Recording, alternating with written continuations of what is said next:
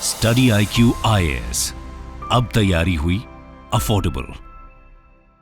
नमस्कार दोस्तों जैसा कि आप सब जानते हैं कनाडा और भारत के रिश्ते इस समय बहुत ज़्यादा खराब हो रखे हैं। लेकिन ये भी आपको पता होना चाहिए कि कनाडा की जो इकोनॉमी है इस समय वो बहुत अच्छे हालत में नहीं है। वहाँ पर हाउसिंग की प्रॉब्लम चल रही है, लिविंग कॉस्ट काफ़ी तेज़ी से इंक्रीज़ हो रहा है। इन सारी चीज़ों को देखते हुए कनाडा की सरकार ने कल एक बहुत बड़ा निर्णय लिया। एक्चुअली क्या है कि दुनिया भर से बहुत सारे जो स्टूडेंट्स हैं वो कनाडा पढ़ने जाते हैं, तो वहाँ पर उनको वीज़ा के लिए अप्लाई करना पड़ता है। तो कनाडा की सरकार ने कुछ साल पहले एक स्पीड वाला वीजा प्रोसेस निकाला था जिसको एसडीएस कहा जाता है, वो मैं आपको आगे वीडियो में बताऊंगा।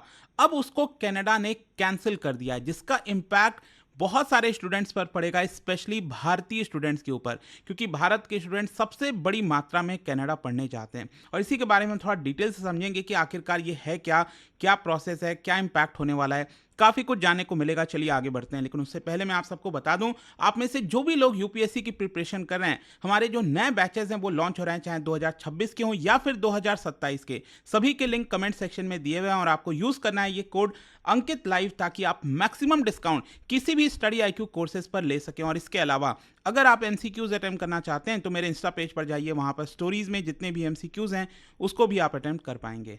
तो चलिए शुरुआत करते हैं और सबसे पहले ये देखते हैं कि एग्जैक्टली हुआ क्या है। देखिए, कनाडा के अंदर वहाँ की जो सरकार है उसमें एक डिपार्टमेंट है जिसको कहा जाता है IRCC, that is immigration, refugees and citizenship Canada. और ये जो डिपार्टमेंट है, इनकी जिम्मेदारी है कि कनाडा के अंदर जो भी इमिग्रेशन है, रेफ्यूजीज हैं, सिटीजनशिप है, उन सारी चीज़ों को देखना। तो उन्होंने कल एक बहुत बड़ा चेंज लाया है और ये कहा है कि कनाडा अब से जो SDS वाला प्रोग्राम है, that is student direct stream program, जिसके तहत एकदम फास्ट तरीके से वीजा दिया जाता था। और मैं आपको बता दूं, ये बेसिकली दुनिया के 14 देशों के लिए लॉन्च किया गया था, जिसमें भारत भी आता है, पाकिस्तान भी आता है और फिलीपींस आता है। तो ये जो फास्ट वीजा वाला प्रोग्राम है स्टूडेंट्स के लिए, उसको अभी के लिए सस्पेंड कर दिया गया है। और जो कि बताया जाता है कि इस प्रोग्राम के तहत बहुत ज्यादा फायदा होता था। मतलब आप समझिए, नॉर्मल अगर आप वीजा प्रोसेस के थ्रू जाओगे तो आपको काफी लंबा समय लग जाता था, लेकिन इसके तहत आपको एकदम तुरंत वीजा मिलता था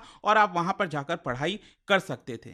और क्वेश्चन यहां पर यह भी बनता है कि आखिरकार कनाडा की सरकार ने ऐसा क्यों किया। देखो, जैसा कि मैं आपको बोल रहा था कि कनाडा की इकोनॉमी इस समय बहुत अच्छे हालत में नहीं है, और कहीं ना कहीं इसी को देखते हुए कनाडा की सरकार जो इंटरनेशनल स्टूडेंट्स का इन्फ्लक्स है, मतलब जो बहुत बड़ी मात्रा में लगातार कनाडा आ रहे थे, उनको वो रोकना चाहती है। क्योंकि वहां पर एक तो हाउसिंग और सोशल सर्विस का बहुत ज्यादा प्रेशर आ गया है, घर नहीं मिल रहा है। मैं देख रहा था वीडियोस वगैरह, जिस तरह से लोग भेज रहे थे वहां से कनाडा से, उसमें यहाँ पर लोग सड़कों पर हैं, मतलब वो घर नहीं ढूंढ पा रहे हैं क्योंकि हाउसिंग की समस्या हो गई, स्कैरसिटी हो गई है, सोशल सर्विसेज में यहाँ पर इश्यूज आ रहे हैं। और उसी को मैनेज करने के लिए यहाँ पर कनाडा की सरकार ने ये कदम उठाया है। लेकिन जाहिर सी बात है, इसका डायरेक्ट असर भारत और कई अन्य देशों के ऊपर होगा जो कि इस तरह के वीजा प्रोसेस के ऊपर डिपेंड रहते थे। और सिर्फ यही नहीं, कनाडा की सरकार और भी कई कदम उठा रही है, जो कि जैसे कि साल भर में जितने भी स्टूडेंट्स को वो परमिट करते आ रही थी, उस पर अब वो कैप लगाते जा रही है, ताकि यहाँ पर जो भी इस समय प्रॉब्लम चल रहा है कनाडा में, उसको टैकल किया जा सके। खैर, क्वेश्चन यहाँ पर यह है कि आखिरकार ये SDS प्रोग्राम है क्या, कब इसको स्टार्ट किया गया था। देखो, 2018 में कनाडा ने ये जो SDS प्रोग्राम है उसको स्टार्ट किया था, ताकि जल्दी वीजा दिया जा सके कुछ देशों के स्टूडेंट्स को, जिसमें भारत, पाकिस्तान मैंने आपको बताया। और देखिए, ये फास्टर प्रोसेसिंग टाइम कितना था, सिर्फ 20 दिन के अंदर अंदर, 20 डेज के अंदर अंदर यहां पर स्टूडेंट्स को वीजा मिल जाता था, अगर वो कुछ क्राइटेरिया फुलफिल कर देते, जैसे कि यहां पर उनकी फाइनेंशियल स्टेबिलिटी है कि नहीं, उनको पैसे दिखाने होते थे अकाउंट में। फिर इसके अलावा लैंग्वेज प्रोफिशिएंसी, जैसे IELTS के टेस्ट वगैरह होते हैं, वो वहां पर उनको एक तरह से देना होता था और दिखाना होता था कि क्या वो उस इंग्लिश में या फिर जो भी लैंग्वेज में प्रोफिशिएंसी है कि नहीं। फिर इसके अलावा यहाँ पर किसी भी कैनेडियन इंस्टीट्यूशन से उनको लेटर ऑफ एक्सेप्टेंस चाहिए होता। तो ये कुछ क्राइटेरिया दिखाकर इस वीजा, ये प्रोसेस के थ्रू उनको वीजा दे दिया जाता था। और मैं आपको बता दूं, इसमें जो अप्रूवल रेट है वो 95% है। मतलब इसके तहत अगर आप जाते हो SDS प्रोग्राम के तहत, तो ज्यादातर चांसेस है कि आपको वीजा मिल जाता था।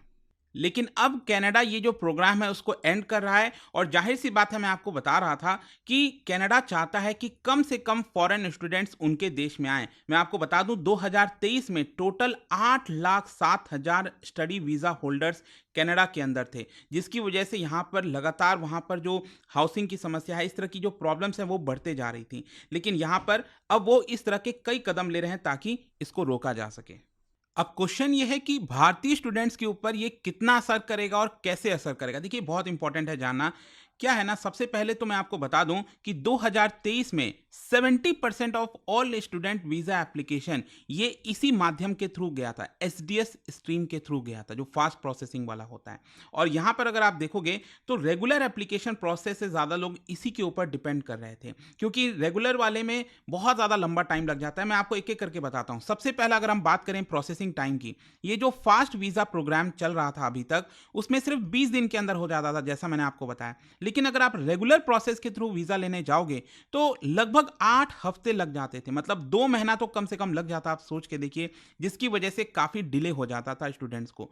फिर दूसरा है यहाँ पर लोअर अप्रूवल रेट्स, मतलब कि रेगुलर वाले वीज़ा प्रोसेस में अप्रूवल रेट भी बहुत कम था, और जो फास्ट ट्रैक वाला एसडीएस वाला प्रोसेस है, जो कि अब बंद हो गया है, इसमें आप देख सकते हैं कि 2023 में 73% अप्रूवल रेट था इंडियन स्टूडेंट्स के लिए। और वहीं अगर हम बात करें रेगुलर वाले वीज़ा अप्रूवल का, तो सिर्फ 10% आपको देखने को मिलेगा। मतलब अगर 100 व्यक्ति अप्लाई कर रहे हैं, 100 स्टूडेंट्स, तो 10 ही को यहाँ पर परमिशन दी जाती थी कनाडा जाने के लिए, और यहाँ पर 100 में से 73 को दे दी जाती थी। तो ये कितना बड़ा इंपैक्ट लाने वाला है। फिर तीसरा है यहाँ पर इंक्रीज्ड फाइनेंशियल प्रूफ रिक्वायरमेंट। देखो, ऑलरेडी क्या था कि जब आप एसडीएस प्रोग्राम के थ्रू जाते थे तो यहाँ पर आपको अपना एबिलिटी दिखाना होता था कि आप पे कर पाओगे कि नहीं। जैसे कि यहाँ पर आपका ट्यूशन फी के लिए पैसे हैं कि नहीं आपके पास, लिविंग एक्सपेंस के लिए वहाँ पर पैसे हैं कि नहीं। अब क्या हुआ है, कनाडा की सरकार ने जो कॉस्ट ऑफ लिविंग का रिक्वायरमेंट है वो और ज़्यादा बढ़ा दिया है। मतलब अब आपका फाइनेंशियल बर्डन और बढ़ जाएगा। आपको दिखाना होगा कि हाँ, आपके पास और ज़्यादा पैसे हैं, तभी आपको ये परमिशन दी जाएगी। और देखिए, चौथा और जो कि बहुत इंपॉर्टेंट यहाँ पर बताया जा रहा है, that is reduced work opportunity for spouses. क्या है ना, जैसे मान लीजिए कोई हस्बैंड है, वो वहाँ पर पढ़ाई करने जा रहा है, तो उसकी जो वाइफ है उसको भी कई बार बुला लिया जाता था कनाडा में, ताकि वाइफ क्या करती थी, वहाँ पर काम कर पाती थी, वर्क कर पाती थी और अपने हस्बैंड को सपोर्ट कर पाती थी। कई बार इस तरह की चीज़ें होती हैं, जैसे या फिर वाइफ पढ़ने जा रही है तो हस्बैंड वहाँ पर चला गया और वहाँ पर काम करके वाइफ को सपोर्ट कर रहा है फाइनेंशियली। यहाँ पर क्या है कि अब वो जो अपॉर्चुनिटी है उसको काफ़ी कम कर दिया गया है, कई सारे रिस्ट्रिक्शंस डाल दिए गए हैं, जिसकी वजह से स्पाउसेस के लिए जो अपॉर्चुनिटीज़ है काम करने की, वो यहाँ पर कम हो गई हैं। तो आप समझ रहे हो कि ये कितना ज़्यादा इम्पैक्ट करने वाला है स्पेशली इंडियन स्टूडेंट्स के लिए। और सिर्फ यही नहीं, यहाँ पर एसडीएस वाला जो प्रोग्राम है वो तो ख़त्म किया ही गया है, लेकिन साथ ही साथ और भी कई सारे स्टेप्स लिए गए हैं कनाडा के द्वारा। जैसे कि आप देख सकते हो 2023 में कनाडा ने लगभग 4,85,000 स्टडी परमिट्स दिया था ताकि स्टूडेंट्स कनाडा में आकर पढ़ सकें। आपको पता है 2025 में ये जो परमिट है उसके ऊपर कैपिंग लगा दी गई है कि इससे ज़्यादा स्टूडेंट्स वो नहीं लेंगे, चाहे जो हो जाए। जैसे कि 4,37,000 की कैपिंग लगाई गई है, इससे ज़्यादा स्टूडेंट्स कनाडा नहीं लेने वाला। फिर इसके अलावा यहाँ पर एक और चीज़ किया गया है कि जो स्टूडेंट्स वहाँ पर पोस्ट ग्रेजुएशन के लिए जाते थे पढ़ाई करने, और उसके बाद वहाँ पर वो काम भी करते थे, मतलब पोस्ट ग्रेजुएशन वर्क परमिट उनको दिया जाता था, अब उसके ऊपर भी रिस्ट्रिक्शंस लगा दिया गया है। कई सारे एलिजिबिलिटी क्राइटेरिया वहाँ पर डाल दिए गए हैं कि आपको ये लैंग्वेज पता होना चाहिए, यहाँ पर आपका स्टडी रिक्वायरमेंट का जो क्वालिफिकेशन है वो है कि नहीं, जिसकी वजह से क्या होगा कि पोस्ट ग्रेजुएशन करने के बाद भी आप कनाडा के अंदर काम नहीं कर पाओगे। तो ये सारे रिस्ट्रिक्शंस अब लगाए गए हैं। कनाडा कहीं ना कहीं चाहता है कि उनके देश में स्टूडेंट्स ना आए। खैर, अब क्वेश्चन ये है कि जो कई सारे स्टूडेंट्स थे वहाँ पर जाना चाह रहे थे, लंबे समय से प्लानिंग कर रहे थे, अब उनके लिए क्या। देखो, यहाँ पर कई एक्सपर्ट्स हैं, जैसे फाउंडर एंड सीईओ हैं यूनिवर्सिटी लिविंग के, जो कि इस तरह के स्टूडेंट्स का ध्यान रखती है कि वो अपना एप्लीकेशन अप्लाई कर पाएँ, उनका कुछ भी प्रॉब्लम है तो उनको सुनती है। तो उन्होंने रिसेंटली कहा है कि देखिए, अभी इस तरह के रिस्ट्रिक्शंस लगाए जा रहे हैं क्योंकि कनाडा के अंदर इश्यूज चल रहे हैं, और देखिए अभी क्या है ना, इलेक्शंस भी आने वाला है कनाडा में 2025 में, तो तो वो भी काफ़ी हद तक इन्फ्लुएंस करेगा। जब भी इलेक्शंस वगैरह होते हैं तो डोमेस्टिक इश्यूज काफ़ी बढ़ चढ़कर सामने आते हैं और वहाँ पर लोग कह सकते हैं कि हमारे लिए वर्क की अपॉर्चुनिटी नहीं है और बाहर के लोग आकर काम कर रहे हैं। तो इसकी वजह से कहीं ना कहीं आपको इस तरह के स्टेप्स देखने को मिलेंगे और इसीलिए यहाँ पर बहुत सारे एक्सपर्ट्स का ये भी कहना है कि आपको दूसरे देश में भी अपॉर्चुनिटीज तलाशनी चाहिए, जैसे जर्मनी हो गया, आयरलैंड हो गया, सिंगापुर, वहाँ पर भी कुछ इसी प्रकार का आपको माहौल मिलेगा।